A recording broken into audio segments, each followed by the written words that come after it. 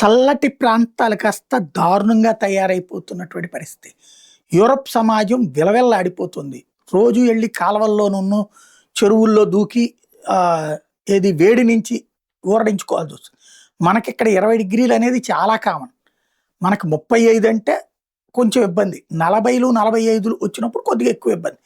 మనకిక్కడ అలవాటు పడిపోయాం. వేడి ప్రాంతంగా మనం. బట్ చల్లటి ప్రాంతాలు యూరప్ దేశాలు. అక్కడ చల్లదనం పోయి 15 డిగ్రీలు, 20 డిగ్రీలకే విలవిల్లాడిపోతున్నారు. అదే ఒక సమస్య అనుకుంటే, ఇప్పుడు తాజాగా అక్కడ అడవులు తగలబడిపోతున్నాయి. ఆ కొద్దిపాటి ఎండకే. తాజాగా స్పెయిన్‌లో గావచ్చు, ఫ్రాన్స్‌లో గావచ్చు 2,00,000 మంది ప్రజల్ని సురక్షిత ప్రాంతాలకి తరలించాల్సొచ్చింది. ఇంకా మంటలు సాగుతానే ఉన్నాయి. 2 దేశాలు మంటలు నార్పే ప్రయత్నం చేస్తున్నాయి. అడవులు తగలబడతానే ఉన్నాయి.